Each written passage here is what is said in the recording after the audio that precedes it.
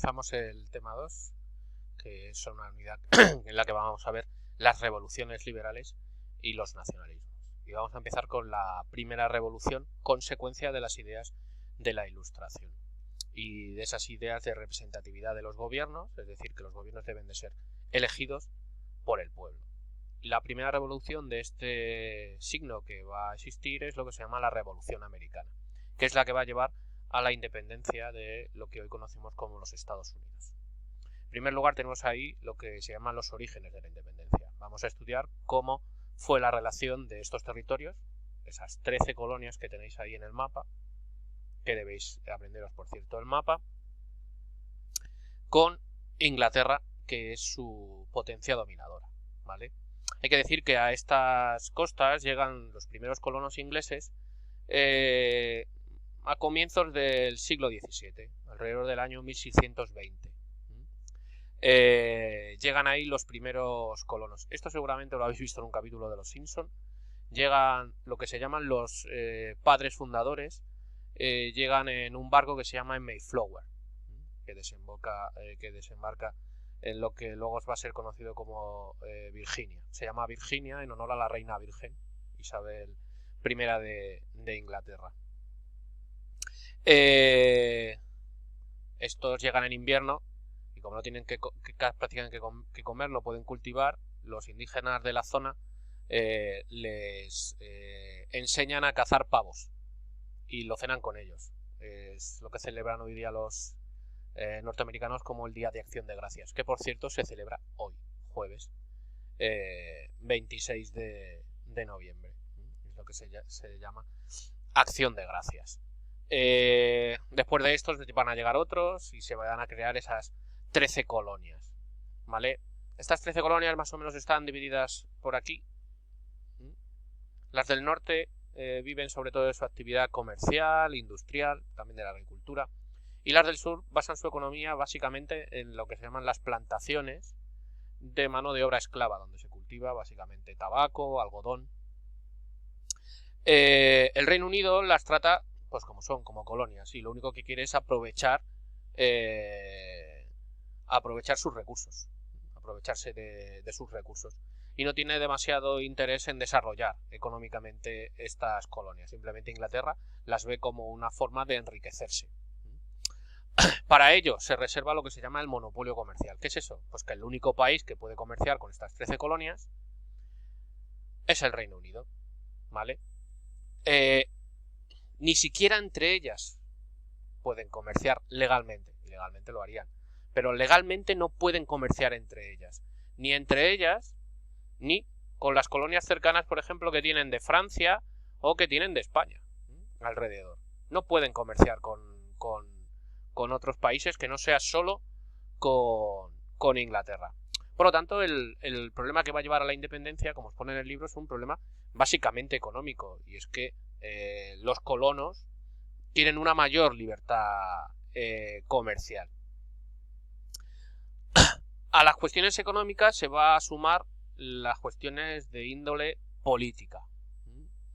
Supuestamente estas 13 colonias pertenecen al rey de Inglaterra, son colonias bajo la autoridad del rey, aunque en verdad, con mirar el mapa, Inglaterra está aquí, las colonias están muy lejos, se autogobiernan. Todas las colonias, cada una de ellas, tiene su propia asamblea, un órgano legislativo que se vota, y los principales padres de familia, etcétera, que viven en esas colonias, eligen esa asamblea. Es como nuestras asambleas de cada comunidad autónoma. Cada asamblea se autogobierna y tienen importantes atribuciones cada una. Cada colonia además tiene luego un representante de la corona que se llama gobernador, que se encarga de gobernar cada colonia de acuerdo a la asamblea. Esa asamblea pues hace que cada una de estas colonias sea bastante autónoma internamente y tienen leyes diferentes cada una de ellas. Además, casi todas estas colonias, la diferencia que tienen básicamente es que tienen religiones diferentes, porque son distintas religiones protestantes que huían de la persecución europea. Todas estas colonias tienen que pagar impuestos, pagan impuestos internos para la gestión de su propia colonia, pero también tienen que pagar impuestos al rey de Inglaterra. Aunque estos últimos casi nunca se pagaban porque los colonos decían que si ellos no tienen representatividad política en el Parlamento de Inglaterra, tampoco los ingleses tienen por qué ponerles impuestos, ¿vale?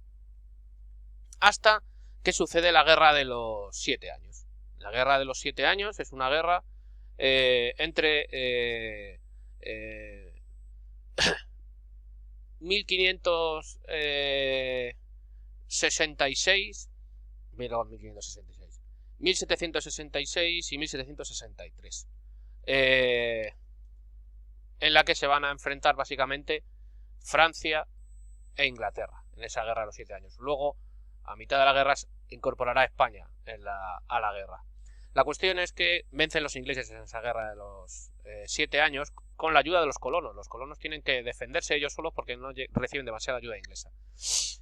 Y todo lo que tenéis en azul, por el tratado que pone fin a esta guerra, toda la zona de Canadá pasa a dominio británico. Y lo que es la Luisiana, los franceses, en compensación porque España pierde Florida, pasa a ser posesión española. La cuestión es que el rey va a prohibir, una vez terminada la guerra, que los colonos puedan comerciar o aprovecharse de esos territorios nuevos ganados. Algunas colonias quisieron modificar sus fronteras e introducirse hacia el interior. Pues no se les va a permitir, se les va a prohibir. Pero además, como la guerra ha dejado bastante arruinado al rey, el rey Jorge III trata de establecer nuevas leyes y sobre todo lo que quiere es imponer nuevos impuestos a los colonos, ¿vale? En respuesta, los colonos británicos deciden hacer boicot a los productos británicos, es decir, no comprar productos británicos. Uno de los impuestos que más va a enfadar, vamos a decir, a los colonos de estas 13 colonias va a ser la aprobación en 1773 de lo que se llama el Tea Act, ¿vale? ¿Qué es eso? Pues hace que el té, que se había extendido bastante su uso entre los ingleses y entre ellos también a los colonos de esas 13 colonias, se les impone que la única empresa que puede vender té en esos territorios es la Compañía de las Indias Orientales Inglesa, ¿vale? Esa compañía será la única que pueda, claro, con ese monopolio, podía imponerle un precio muchísimo más alto.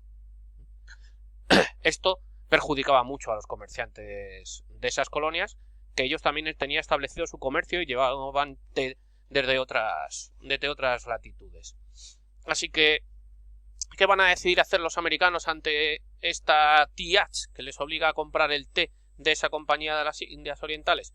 Pues los comerciantes, algunos de ellos, se van a dirigir al puerto de Boston. Allí ha llegado un cargamento de té de esa Compañía de las Indias Orientales.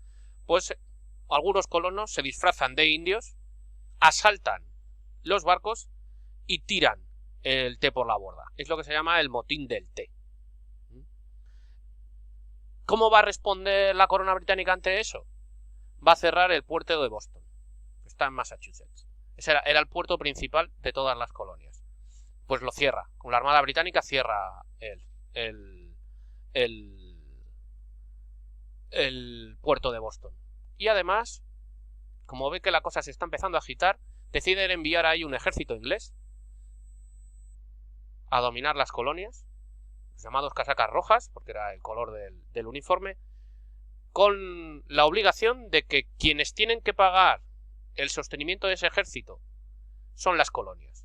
Y además, los oficiales pueden ocupar las casas que ellos quieran y desplazan a colonos de sus propias casas. Eso es una humillación tremenda para los americanos. Y a partir de todo se van a producir importantes cambios políticos. Se dan cuenta de que el rey Jorge está humillando a las colonias.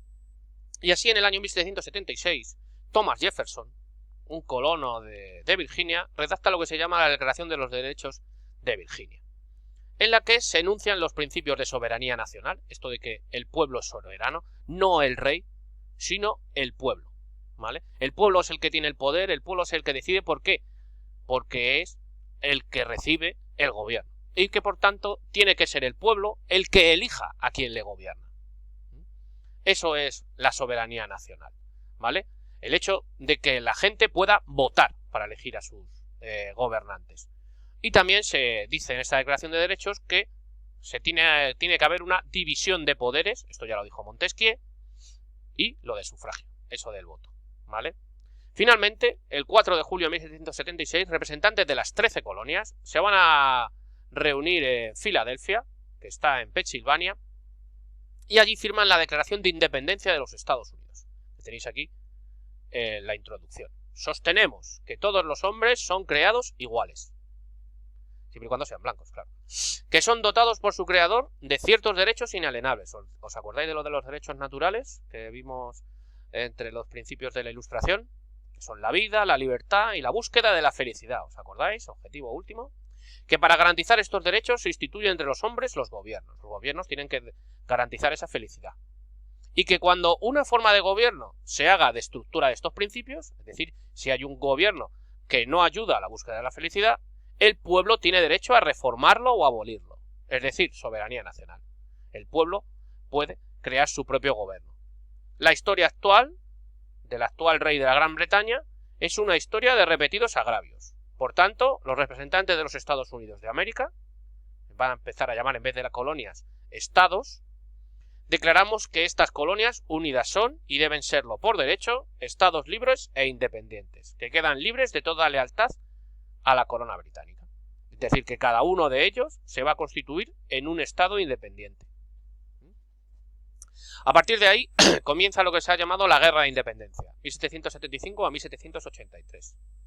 La guerra entre estos colonos americanos y el Reino Unido va a ser larga, del 75 al 83. Os recomiendo una película que se llama El Patriota. Los colonos, liderados por George Washington, van a ser apoyados luego por los grandes enemigos del Reino Unido, que son Francia y España. Tras las victorias de las batallas de Saratoga y Yorktown, la contienda finaliza al final en la Paz de Versalles del 83, en la que el Reino Unido reconoce la independencia de los Estados Unidos y devuelve a España Florida. Y devuelve la isla de Menorca. España recupera Menorca y Florida por esa Paz de Versalles. En 1787 se aprobó la Constitución de los Estados Unidos. Desde el 83 al 87 se estuvo pensando si que cada estado fuera independiente o mantenerlos unidos. Y se dieron cuenta de que mejor unidos. A eso sí, respetando que internamente cada uno de ellos es prácticamente independiente. Hace que tengan leyes completamente distintas, muchos de otros. Pero van a darse unas instituciones comunes, porque se dan cuenta de que en este mundo eran demasiado pequeñas para poder competir. Esa constitución va a ser la primera constitución de la historia, de 1787. Sigue vigente. En ella se reconocían la soberanía nacional, es decir, la gente vota, hombres blancos en ese momento, y también la separación de poderes, ejecutivo, legislativo y judicial. El legislativo residía en dos cámaras, las mismas que siguen existiendo hoy día, la Cámara de Representantes y el Senado, ambas elegidas por sufragio universal masculino. Todos los hombres varones mayores de edad pueden votar. En esa época, solo población blanca. El ejecutivo en manos de un presidente, como hoy.